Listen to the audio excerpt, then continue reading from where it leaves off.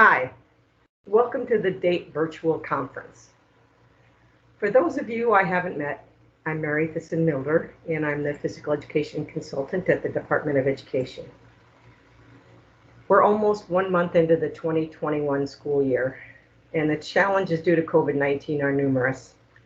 There are governor's orders, health requirements, and educational requirements. You may be teaching your students while they are in school, or implementing a hybrid or distance learning model. Let's face it, everything is fluid with COVID, so you may be moving in and out of the different learning models. Regardless of the model, I wanted to spend my time with you today walking you through the MDE physical education guidelines for the 2020-21 school year, because it's inclusive of all the learning models. Whether you teach DAPE or mainstream Phy-Ed, the information in this document provides you a one-stop shop with the health and safety information you need to know implementing physical education, as well as instructional guidance. I do want to note, in reference to DAPE, there are also critical documents from MDE regarding special education due process guidance for this school year on the MDE website, and Rich Burke is the state contact regarding that. Well, as you know, we are in the midst of a 3-year implementation plan to get us all ready for full implementation of our new physical education standards and grade level benchmarks. We spent time in the first year taking an in-depth look at the new standards and benchmarks, talking through what it meant to be standards-based. We reviewed academic language and the learning progressions integrated in them. And finally, in year 1, we began deconstructing the benchmarks by identifying the defining parts and key components so we could group them in a coherent manner by bundling.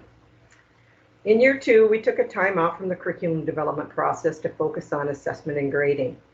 We explored potential grading practices, analyzed grading practices in physical education, and identified best practice in standards-based assessment and grading. And then came COVID. This quote is from the Minnesota Department of Health's Planning Guide for Schools that was released this summer. Clearly, the spring of 2020 brought about unprecedented changes to our society and educational system. As we plan for the 2020-21 school year, we know COVID is still with us, and it's unknown how long it will be. As we are planning, we have to prioritize the health and well-being of our students, school staff, families, and communities as we try to balance the need for a strong educational system. So for now, we have a new plan. Our new plan is to go virtual with our professional development offerings. This year, MDE will be working with MinShape and MnDAPE to provide physical educators key information in all the different learning scenarios through live virtual opportunities through Zoom or recorded professional development through Canvas. We will address what you need to know about COVID-19, including how to assess the risk of spread in physical activity selections, how to social distance and reduce the spread during physical activity, and how to maintain a healthy environment. Integrated within that, we'll continue to provide guidance on our standards and grade level expectations during this school year and planning for 21-22. Today's presentation is focused on our new physical education guidance document for the 2021 school year. We'll talk about what's required for physical education by our state Stay Safe plan and the Minnesota Department of Health plan by identifying health guidance when students are in school, engaged in the hybrid model, or in distance learning. We will then specifically address the importance of maintaining the E in physical education so our students continue to learn about movement and learn while in movement. We'll talk about all 3 learning scenarios and identify the key considerations that cross them all, and instructional and assessment consideration in each model. and end by identifying some sample activities that can be used in school or during distance learning. The Minnesota State Learning Plan for 2021, a localized data-driven approach, identifies the public health guidelines that are to be utilized by schools to determine how they will operate this school year.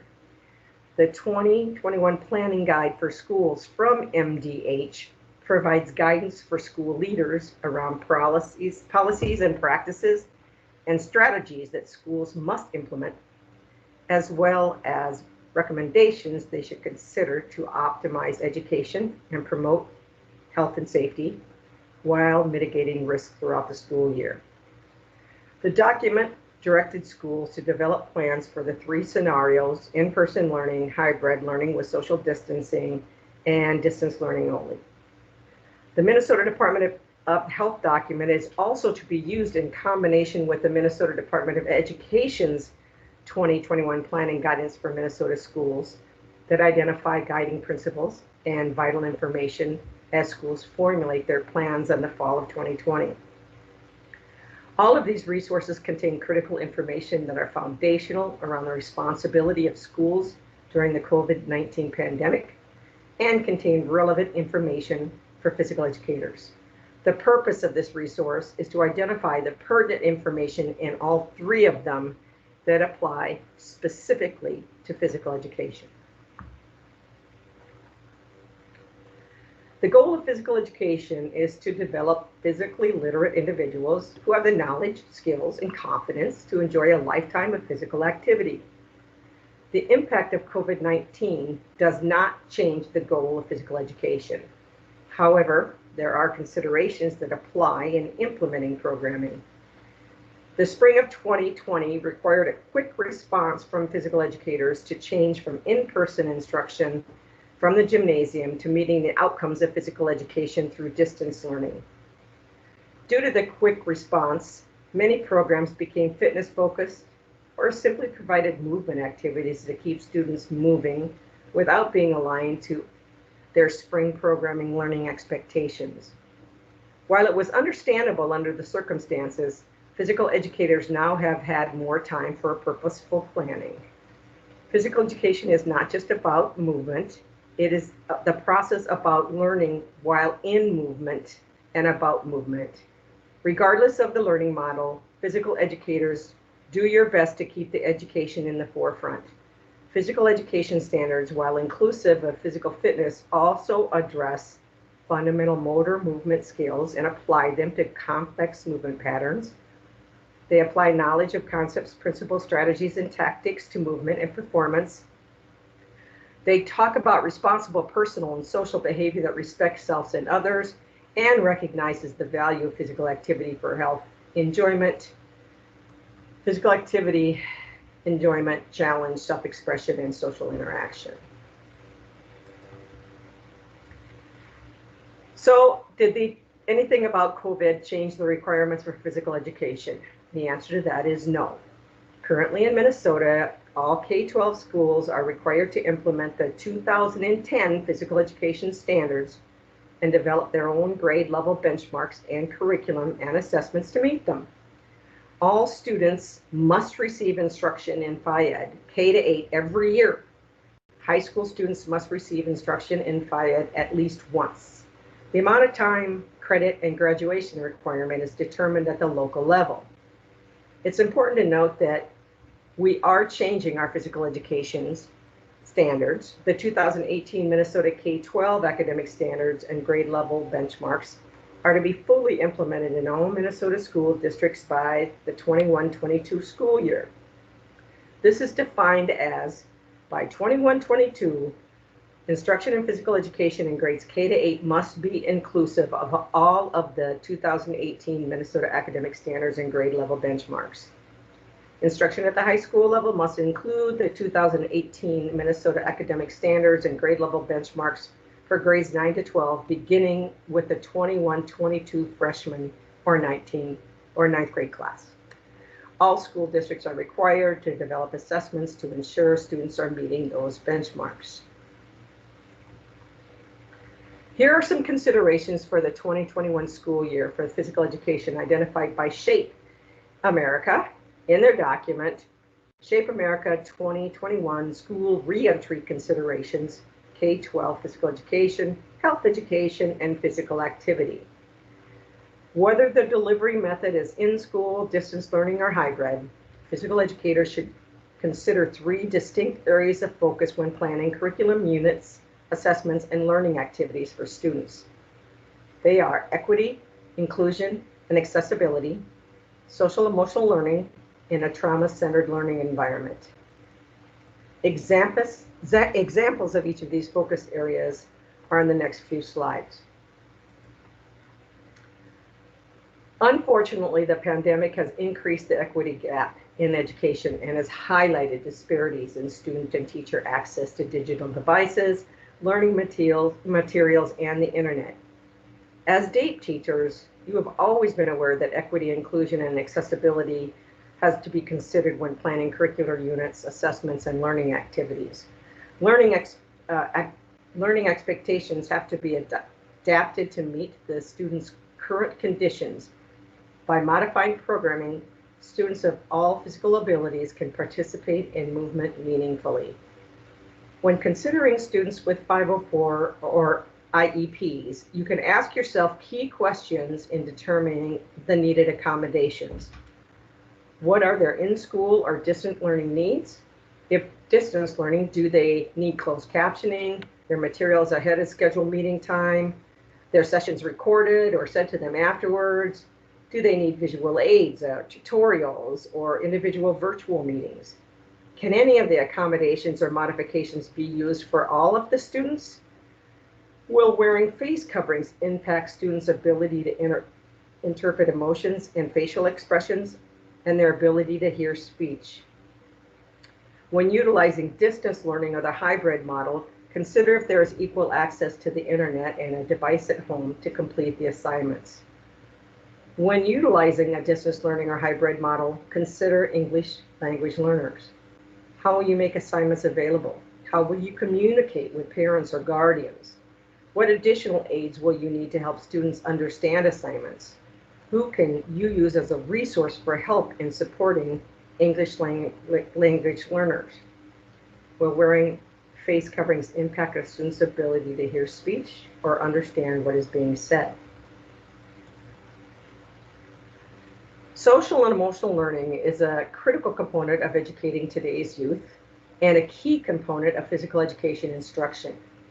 Intentionally incorporating SEL will be essential to supporting students through the COVID-19 pandemic. Regardless of the environment, students may move, think, feel, or act differently and may need time to relearn skills. Be patient with them. Students learn best when they feel confident and competent in fundamental movement skills. As much as possible, one-on-one communications with students are needed to provide that connection that fosters a sense of belonging.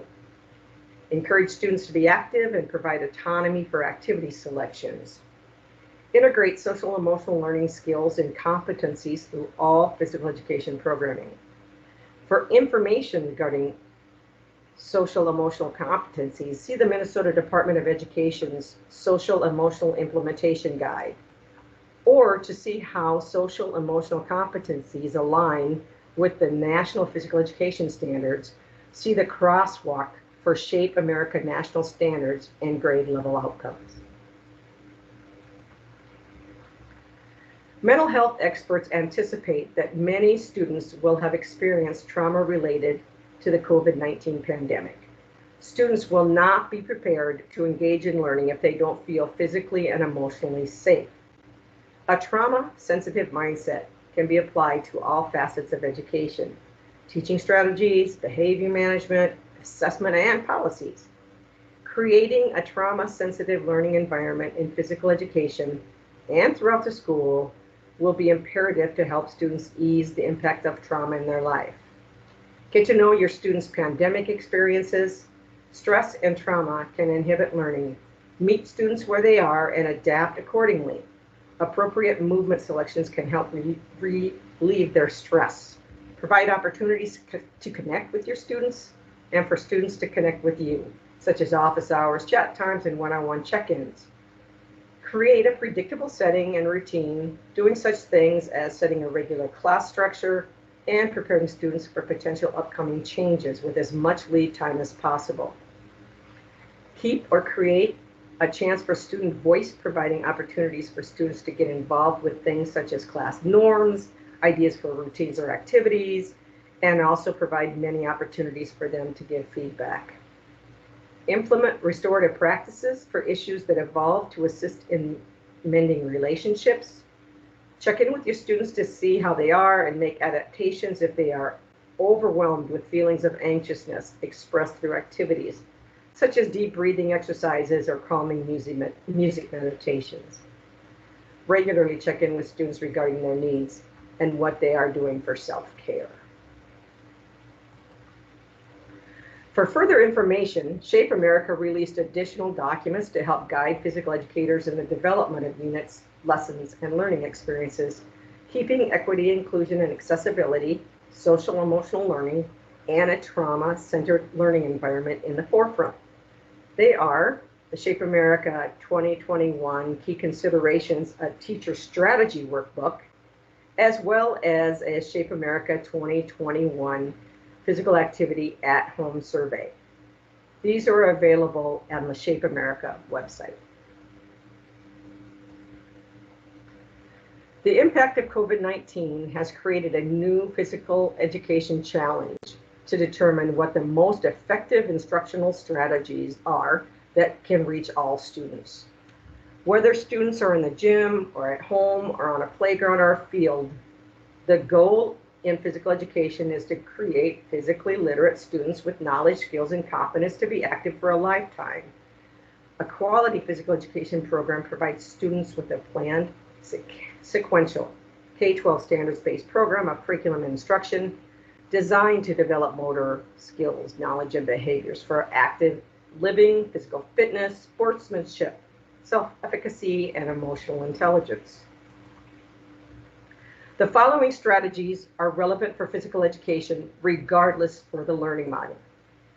Review the curriculum and ensure it's aligned with the 2010 physical education standards through this school year, 2021, or the 2018 Minnesota K-12 academic standards and grade level benchmarks that are to be implemented fully at the 21-22 school year. Balance learning options to include all 4 domains: physical, cognitive, affective, and behavioral. Include more individual pursuits rather than traditional team activities, such as dance and rhythms, outdoor pursuits such as orienteering or hiking, target games such as golf or bocce ball or aquatics. Use games and activities that require no physical contact and do not require students to be in close proximity to each other. Include opportunities for student choice and incorporate student-suggested activities where appropriate.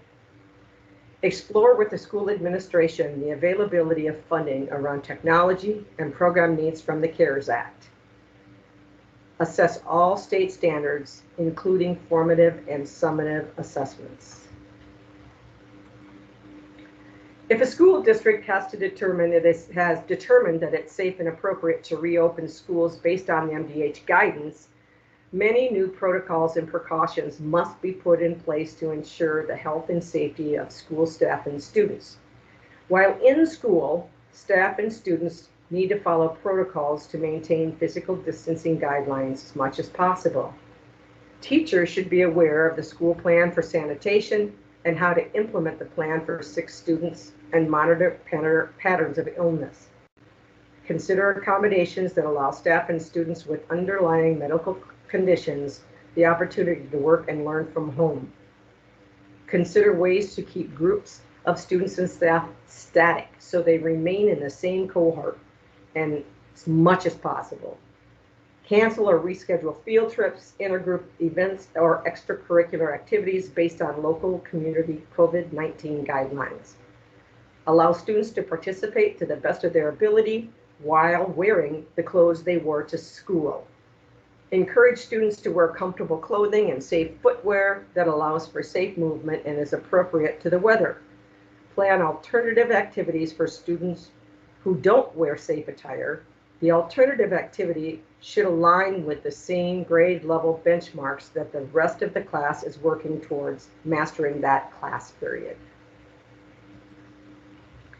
According to both the Minnesota Departments of Education and Health guidance documents, physical education teachers should consider the following for in-school instruction regarding the physical environment. Select a location for physical education instruction where students and staff can respect physical distancing guidelines. When inside, more space may be required due to the increased respiration of students while participating in moderate to vigorous physical activity. Evaluate available outdoor spaces on school property for school physical education. When possible, use outdoor spaces for instruction. When outdoors, avoid the use of playground equipment, benches, or other permanent structures. If students are required to remain in the same classroom for all instructional periods throughout the school day, have physical education teachers rotate through the classroom to deliver instruction. Ensure teachers are familiar with the classrooms and spaces for instruction that will be delivered so they can adjust their lessons and activities appropriately based on the space that's available. If using the gymnasium or multi-purpose room, keep the doors and windows open whenever possible to maximize circulation and airflow to accommodate increased respiration by students during physical activity. Ensure the ventilation is working properly and confirm opening doors and windows is a safe thing for students and staff found in the school COVID-19 plan. Consider postponing or modifying units of instruction that take place in the school weight room or swimming pools, and consult with your local community COVID-19 guidelines for the use of those types of facilities. Due to physical distancing, proper ventilation, and sanitation requirements, consider not using locker rooms for physical education. Encourage students to wear comfortable clothing and safe footwear that allows for safe movement and is appropriate to the weather on days participating in physical education. Coordinate with the classroom teacher and the school COVID-19 plan concerning transporting students from classroom to the physical education space. Give students guidance on how to safely transition between classrooms while still maintaining physical distancing. Plan time to practice these transitions with the students. And encourage students and staff to use their own individual water bottles. In the guidance from the Minnesota Department of Health around hygiene, ensure the availability of appropriate supplies to support healthy hygiene behaviors. That is soap, hand sanitizer, paper towels, disinfectant wipes, and tissues, and strategically place them in areas of frequent use. Have students and staff wash and sanitize hands as they enter and exit class. For more information, see the MDH guidance for supplies for schools in COVID-19. Teach students proper hand hygiene and incorporate it into the regular class schedule. Use CDC downloadable resources on hand washing as visual cues and reminders. Stay current with the governor's orders around face masks. At the time of this recording, Executive Order 2081 requires face coverings in all indoor public spaces in Minnesota, including K-12 buildings. All students, staff, and other people present in a school building and district office or riding on school transportation vehicles are required to wear a face covering. The 2021 Planning Guide for Schools from MDH identifies that a face shield can be used as an alternative in the following situations. Among students K-8, when wearing a face covering is problematic. By teachers, all grades, when wearing a face mask may be impeded in the educational process. For staff, students, or visitors who cannot tolerate a face covering due to a developmental, medical, or behavioral condition. For staff supporting student services when face covering impedes the service being provided. In reference to physical activity, the MDH guide states that face coverings or face shields may be temporarily removed when engaging in indoor physical activity i.e. during recess, after school sports, or when exercising in a gym, where the level of exertion makes wearing a face covering difficult, and during classes or activities held outdoors. People participating in these activities should maintain 6 feet of distance while doing so to the extent possible. Use the CDC guidance to teach students how to wear and remove face coverings and why they're important for protecting students and staff from the spread of COVID-19. The next few slides identify questions and answers from the Minnesota Department of Education Special Education Due Process Guidance for 2021 regarding face masks and face coverings. The first question, can a school district or charter school require its students to wear face coverings? Response, under Governor Walz's Executive Order 2081, all individuals inside K-12 schools over the age of 5 must comply with face coverings and face shield guidance. Executive Order 2081 provides that students in K-12 buildings may use face shields in lieu of face coverings if they are unable to tolerate a face covering due to a developmental, behavioral, or medical condition, or for students in kindergarten through 8 when wearing a face covering is otherwise problematic for the student. Specifically, the executive order provides exemptions to face coverings in K-12 schools as follows. Individuals with medical conditions, mental health conditions, or disabilities that make it unreasonable for the individual to maintain a face covering. This include, but is not limited to, individuals who have a medical condition that compromises their ability to breathe, and individuals who are unconscious, incapacitated, or otherwise unable to remove a face covering without assistance. These individuals actually should be considered using alternatives to face coverings, including clear face shields, and consider staying at home as much as possible. Question 2, can a school district or charter school require students or parents to provide documentation that student has a medical condition in order to exempt them from wearing a face covering? Response, consistent with the governor's executive order and current MDH guidance, a school district or charter school can require documentation proving a medical condition or other health condition, disability or mental health, developmental or behavioral need that would make it difficult to tolerate wearing a face covering. This process would be similar to that's required under Section 504 of the Rehabilitation Act, which would include reviewing information available, including medical documentation provided by the parent, to determine a plan to provide a free, appropriate public education for the student. Question 3, what learning options are available to students with a medical condition exception to wearing a face covering? The response, for students with a medical or other health condition, disability, or mental health, developmental, or behavioral need that prevents those students from being able to tolerate wearing a face covering, all learning options offered by that school district or charter are available.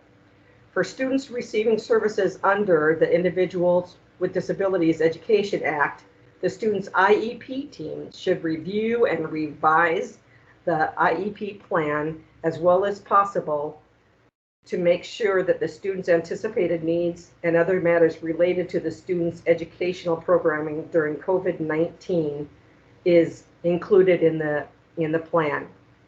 As set forth by the MTH planning guidance, school leaders should work with students who cannot tolerate face coverings due to legitimate health reasons, i.e. health conditions, disability, and work to create a school climate that will combat stigma and bullying of these students.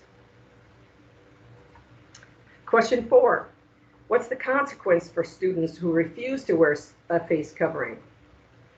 For students without a medical or other health condition, disability, or mental health, developmental, or behavioral need that prevents them from being able to tolerate a face covering, school districts and charter schools are encouraged to use positive behavioral strategies and supports.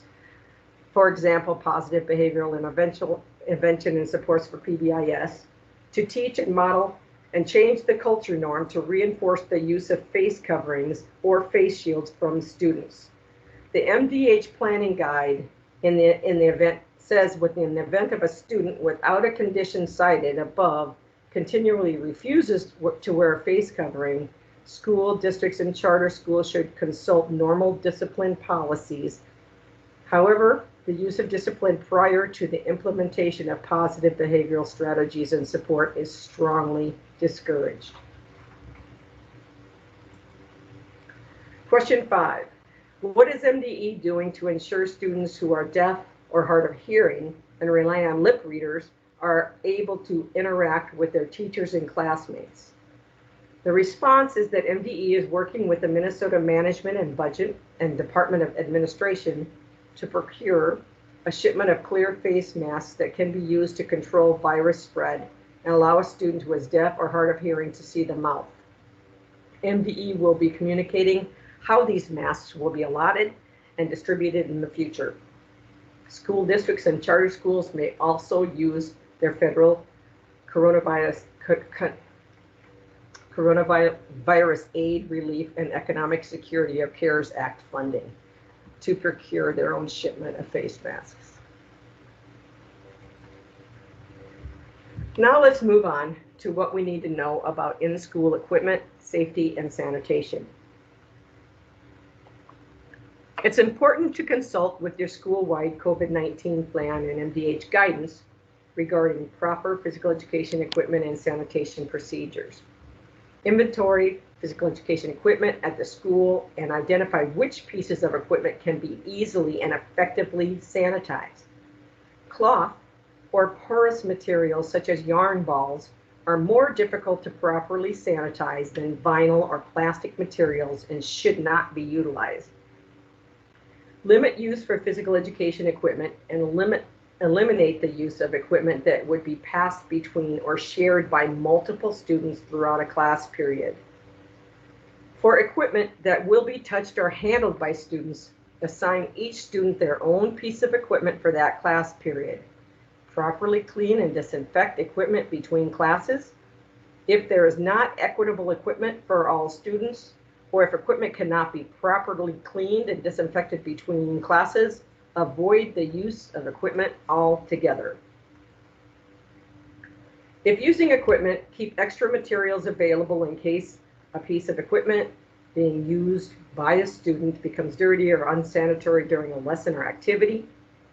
Equipment that will be touched or handled by students should be cleaned with soap and water and then disinfected with an EPA-approved disinfectant that is effective for COVID-19 and safe for that piece of equipment. Check the manufacturer's recommendation. Disinfectants should only be used on materials that students are not likely to put in their mouths. Staff should be properly trained on how to apply disinfectant and have access to the appropriate personal protective equipment needed. Ensure sufficient ventilation when applying disinfectants. Follow the directions listed on the disinfectant label. Make sure disinfectants are stored appropriately and out of the reach of students. Keep student belongings in a separate and safe, clean space, such as individually labeled cubbies, lockers, and areas. Consider purchasing baskets to hold individual student belongings if previously mentioned spaces are not available. Distance learning can include online learning as well as analog where there is no internet available. According to Shape America, the specific considerations below are important to think about under a distance learning model for physical education. Develop strategies to connect with students so they feel like a part of the school community and that they're cared for in order to learn. Assess the current curriculum to determine which units and lessons can be repurposed as at-home or online work. Consider if students can participate safely and if adult supervision is required for the activity. Communicate clear learning expectations to parents, guardians, and students and convey the importance and relevance of what students will be learning. Be clear about where they can find the materials and how to submit their work and what to do if there's a problem. Make sure expectations are realistic for students. Consider home dynamics and re-communicate to students and parents. Don't just explain it once, explain it every week. Be patient and understanding. Not all students are in the same home situation. Be flexible. Understand that many factors contribute to success of distance learning, and some of those factors are out of your control and your students' control. Create consistency in classroom routines and procedures. This creates familiarity for students.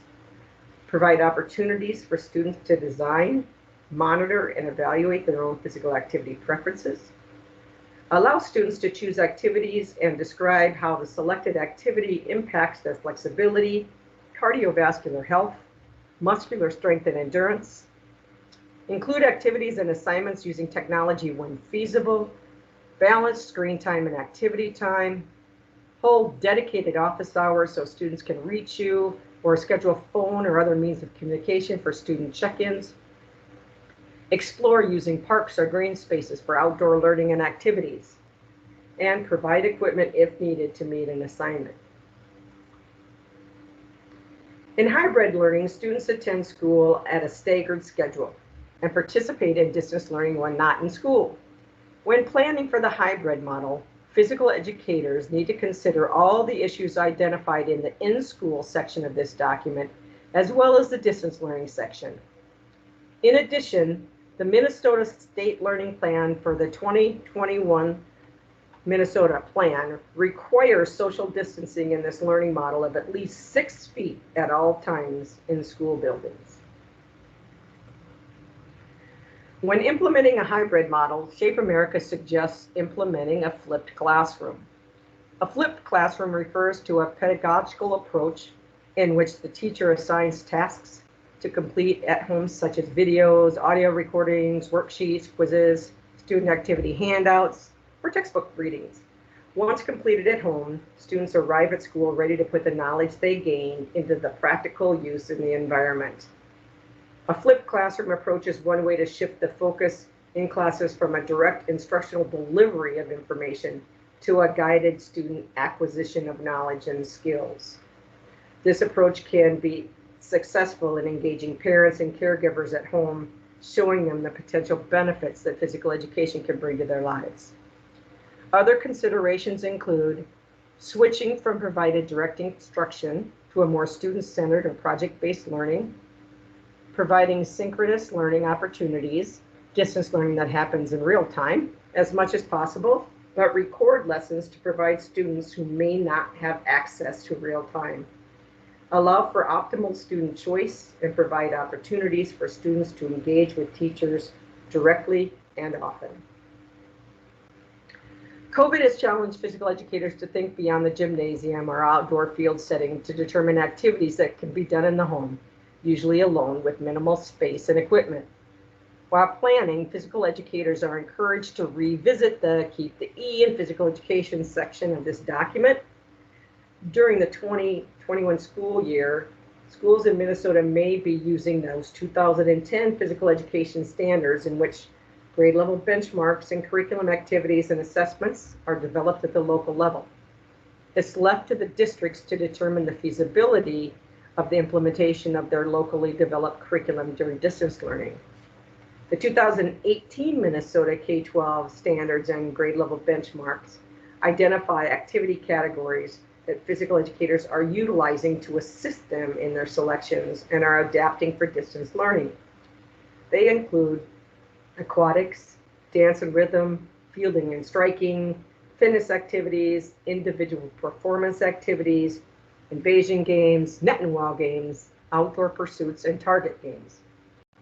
It's important to note that during the 2021 school year, some activity categories may be difficult to do during a distance learning model. Physical educators are encouraged to utilize their professional judgment to determine feasibility of implementation. In August, MDE released 2 documents using the 2018 Minnesota K-12 academic standards and grade level benchmarks.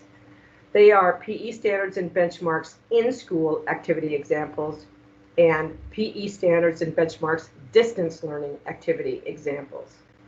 The charts in the documents are adapted from the Shape America School Reentry Consideration document, their appendixes, to sample and represent the 2018 Minnesota Physical Education Standards and grade level benchmarks.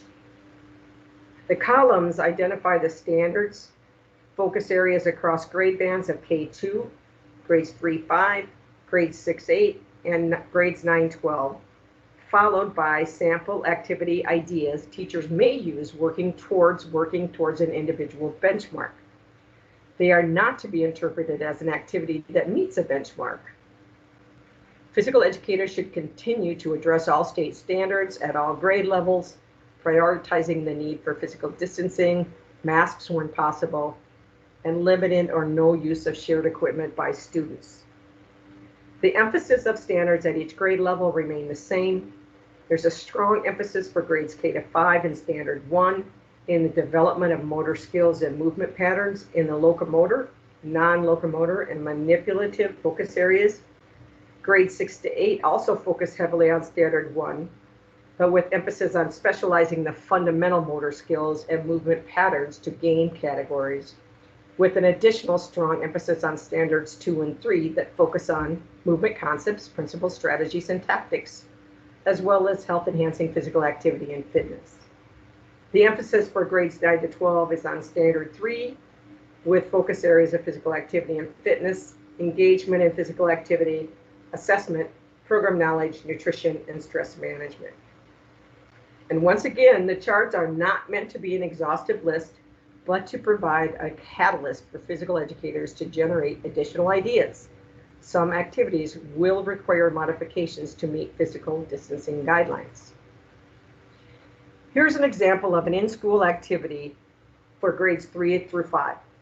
For Standard 1, motor skills and movement patterns, working on the locomotor horizontal jump grade span benchmarks.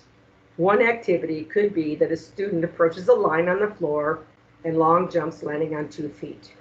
Or if the student is working on the manipulative focus area of catching, they can throw a ball at the wall and catch it at varying levels.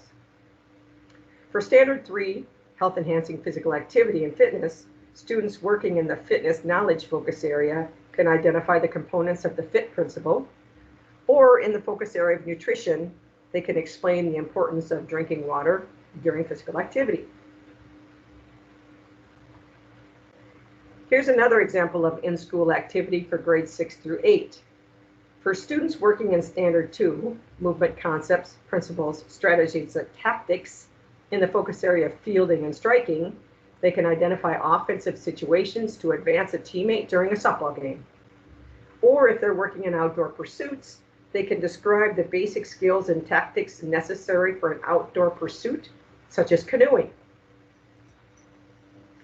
Now let's look at distance learning activity examples for grades K-2. In Standard 4, responsible personal and social behavior, students working in the personal responsibility focus area can, through a discussion with a teacher or a worksheet provided, identify behaviors outside the home that are important to stay safe and healthy during COVID-19. And in Standard 5, valuing physical activity, students working in the challenge focus area can, through a discussion with the teacher or worksheet provided, identify activities that are either hard to do or easy or fun. And the last example of distance learning is for high school. For students working in Standard 1, motor skills and movement patterns, in the focus area of lifetime activities, they can make a video or live stream with the teacher demonstrating competency and activity-specific movements for individual swimming skills in aquatics. It's important to note here that competency is determined by the teacher. We are looking for competency in multiple strokes and assessed with clearly defined rubrics. A high school student working on Standard 4 in the focus area of responsible personal and social behavior in safety focus area can, through discussions with the teacher or on a worksheet provided, identify best practices for safe participation in weightlifting with free weights. Finally, let's talk about assessment. There are many assessment tools available for gathering data on student knowledge and performance. Selecting the appropriate tool depends on the tool's ability to provide evidence specific to the benchmarks and performance criteria. When selecting assessments, physical educators should remember the context of their teaching environment, i.e. the available space, the number of students, the availability of equipment, learning environment, and in-school or distance learning. Shape America should suggest the following. Understand that assessment happens in many ways and can be assessment for learning or assessment of learning. Use backward planning to develop assessments. Provide a variety of assessments that address all standards that are supposed to be covered. Offer student opportunities so they can choose what they will demonstrate in their skills. This is a more equitable approach that sets a student up for success. Use formative assessments to determine concepts students understand and what students may be struggling with. Use simple rubrics so students understand how they will be assessed and what they will be assessed on. To provide physical educators assistance in assessment, the Department of Education has created elementary, middle school, and high school sample assessments. These documents allow teachers to measure performance and knowledge across all standards identified in the 2018 Minnesota K-12 academic standards and grade level benchmarks. Teachers have the ability to select or modify assessments or to build their own. The documents can be found on the MDE Physical Education website.